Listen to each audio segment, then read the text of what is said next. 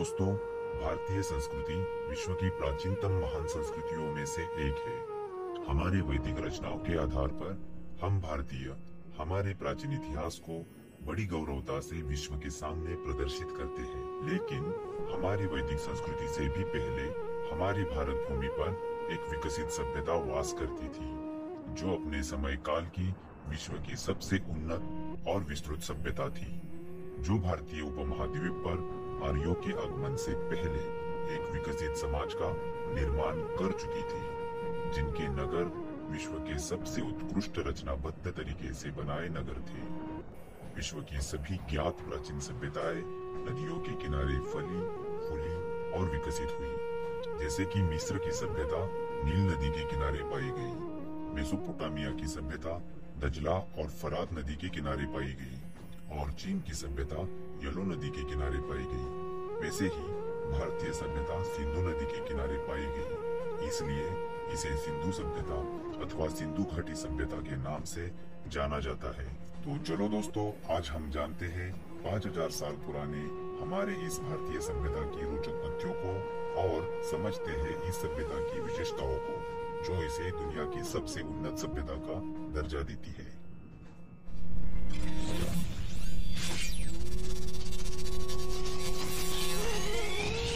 सन 1826 में sir Charles मैसन नाम के एक अंग्रेज शख्स भारत के उत्तर पश्चिमी पंजाब क्षेत्र का दौरा कर रहे थे, जो कि आज की पाकिस्तान का पंजाब प्रांत है। उन्होंने वहां के हड़प्पा क्षेत्र में जमीन के नीचे दबे पुरातन अवशेषों का निरीक्षण किया और सन 1842 में लेख लिखकर सर्वप्रथम दुनिया के सामने इस बात को प्रदर्शित किया। उसके बाद सन 1853 से 1856 के बीच कराची और लाहौर के दरमियान जब रेलवे लाइन का निर्माण कार्य शुरू हुआ, तब रेलवे इंजीनियर्स बर्टन बंधु, जिनका नाम जेम्स और विलियम बर्टन था, उन्हें हड़प्पा में मजबूत ईंटों का पता चला। अति प्राचीन खंडहरों के अवशेष के रूप में प्राप्त इन ईंटों का इस्तेमाल उन्होंने रेलवे की पटरी के निर्माण कार्य में किया। उसके पश्चात सन 1856 में अलेक्जेंडर कनिंघम नामक एक अंग्रेज अधिकारी ने हड़प्पा का निरीक्षण करके मानचित्र बनाया। ये वही अंग्रेज अधिकारी थे जिन्होंने सन 1861 में भारतीय पुरातत्व विभाग की स्थापना की। सन 1921 में इसी भारतीय पुरातत्व विभाग के प्रमुख सर जॉन मार्शल के नेतृत्व में पहली बार हड़प्पा का आधिकारिक तौर पर उत्खनन कार्य प्रारंभ हुआ। भारतीय शोधकर्ता दयाराम साहनी ने सन 1921 में हड़प्पा का उत्खनन कार्य शुरू किया और सन 1922 में राखलदास बैनर्जी ने सिंध प्रांत के मोहनजोदड़ो में उत्खनन कार्य शुरू किया और दुनिया के सामने हड़प्पा के रूप में पहली बार सिंधु सभ्यता का रूप उजागर हुआ, और इसीलिए आज इस पूरी सभ्यता को हड़प्पा सभ्यता के नाम से जाना जाता है। इस सभ्यता के ऐतिहासिक महत्व को समझते हुए भारत भर में अन्य कई जगहों पर इसके उत्खनन कार्य को गति मिल गई। भारत और पाकिस्तान जब आजाद हो रहे थे, उस वक्त तक इससे जुड़े 40 से 50 नगरों की खोज हो चुकी थी, और आज तक इस खोज ने हमें लगभग 1500 नगरों से परिचित करवाया है, जिनमें से ज्यादातर नगर भारत में पाए गए हैं, जिनकी संख्या लगभग 925 तक है। पाकिस्तान में पाए गए नगरों की संख्या 575 के आसपास है, और अफगानिस्तान में 2 नगरों की खोज हो चुकी है। इससे आप समझ सकते हैं कि यह सभ्यता कितने विस्तृत क्षेत्र में फैली होगी। अब तक के उत्खनन के आधार पर इसके सीमा का निर्धारण अगर हम करते हैं, तो हमें सबसे उत्तर में जम्मू कश्मीर से प्राप्त होता है मांडा नगर, सबसे दक्षिण में महाराष्ट्र में दाइमाबाद, पूर्व में उत्तर प्रदेश का आलमगीरपुर, और पश्चिम में बलूचिस्तान का सुत्कागीडोर।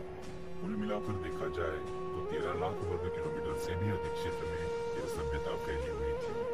इसका उत्तर दक्षिण विस्तार 1400 किलोमीटर तक माना जाता है और पूर्व पश्चिम विस्तार 1600 किलोमीटर तक माना जाता है। इसकी तुलना हम विश्व की समकक्ष अन्य सभ्यता से करें तो मिस्र और मेसोपोटामिया की सभ्यता मिलाकर भी उससे 12 गुना बड़े क्षेत्र में हड़प्पा सभ्यता फैली हुई थी। इस सभ्यता के कार्यकाल के बारे में अलग अलग इतिहासकारों की अलग अलग राय है। सर जॉन मार्शल ने इसका कार्यकाल ईसा पूर्व 3250 से लेकर ईसा पूर्व 2750 तक माना।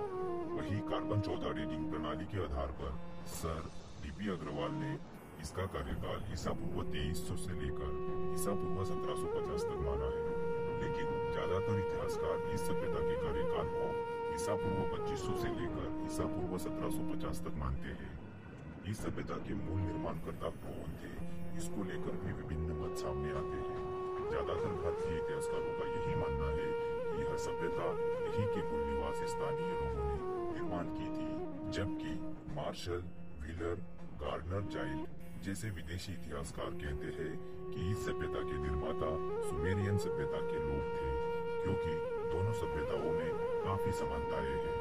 इन इतिहासकारों के मत और मतांतर कुछ भी हो, लेकिन हम भारतवासियों के लिए यह गर्व की बात है कि हमारे देश की यह सभ्यता अपने समय की सबसे उन्नत सभ्यता थी। इसके जैसा नगर नियोजन तत्कालीन दुनिया की अन्य किसी भी सभ्यता में नहीं पाया गया है। इन लोगों को लिपि का ज्ञान था। चित्रात्मक अक्षरों के सहारे इन्होंने अपने विचारों को लिपिबद्ध करना सीख लिया था। इन्होंने तांबा और टीन को मिश्रित करके कांस्य धातु के निर्माण की कला अवगत कर ली थी। उत्खनन में मिले अवशेषों के आधार पर यह पता चला है कि ये लोग मापतोल करना जानते थे। इन्हें मिट्टी से बर्तन, औजार और खिलौने बनाने की कला अवगत थी। इन्हें गणित का ज्ञान भी अवश्य होगा, तभी इन्होंने रचनाबद्ध और विशाल भवन बनवाए थे। इनकी ईंटें प्रमाणबद्ध थी। लगभग सभी जगहों पर मिली ईंटें सब प्रमाण में पाई गई है, जैसे इन्हें एक ही जगह पर बनवाया गया हो। पाकिस्तान के सिंध प्रांत में मिला मोहनजोदड़ो नगर इस सभ्यता का सबसे बड़ा और सुनियोजित रचनाबद्ध नगर है, इसलिए इसे हड़प्पा सभ्यता की राजधानी के रूप में भी देखा जाता है। मोहनजोदड़ो अपने आप में ही एक अद्भुत नगर था। इस नगर के बारे में हम अलग किसी वीडियो में विस्तृत रूप में जानेंगे। भारत के हरियाणा राज्य में खोजा गया राखीगढ़ी यह नगर भारत में खोजा गया सबसे बड़ा नगर है। भारत के गुजरात राज्य में सबसे ज्यादा नगरों की खोज हुई है। यहाँ की लोकल नगरी बंदरगाह के रूप में प्रसिद्ध है। यहाँ से हमें प्रदेश व्यापार के प्रमाण भी प्राप्त होते हैं। ये सभी नगर विशेषतः दो हिस्सों में बटे हुए दिखाई पड़ते हैं, जिसमें उत्तरी हिस्सा पश्चिमी जिले के रूप में देखा जाता है, जो समाज के धनी, अमीर, पुरोहितों की रहने की जगह हो सकती है।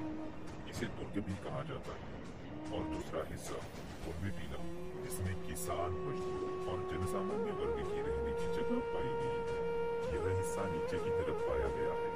ऊपरी हिस्से में ज्यादातर बड़े और पक्के भवन और सार्वजनिक वास्तु पाए गए हैं, जिन्हें ऊंचे तटबंदी से संरक्षित किया गया है। इसकी तुलना में निचले हिस्से में छोटे और कच्चे ईंटों से बने मकान दिखाई पड़ते हैं, जो तटबंदी से संरक्षित भी नहीं है। इन सभी नगरों में एकमात्र नगर ऐसा पाया गया है जो दो की जगहों पर 3 हिस्सों में विभाजित है। इसका नाम धोलावीरा है, जो गुजरात राज्य में स्थित है। इसमें मिला तीसरा हिस्सा पूर्वी और पश्चिमी टीले के बीच में स्थित है, जो मध्यमा के नाम से जाना जाता है।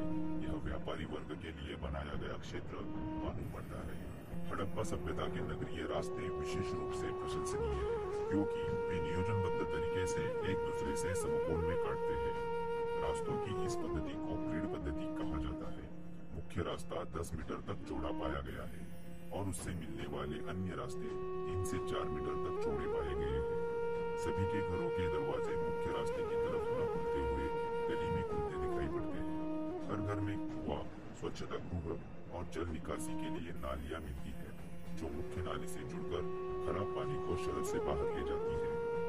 यह सभी नालियां ऊपर से ढकी हुई दिखाई पड़ती है। गुजरात के धोलावीरा नगर में लकड़ी की बेहतरीन नालियां पाई गई है, जो आज भी सुस्थिति में दिखाई देती है। यह सभ्यता विशेष रूप से अपने सामूहिक स्नान गृह, सभागृह, विशाल अन्न भंडार और गोदामों के लिए प्रशंसनीय मानी जाती है।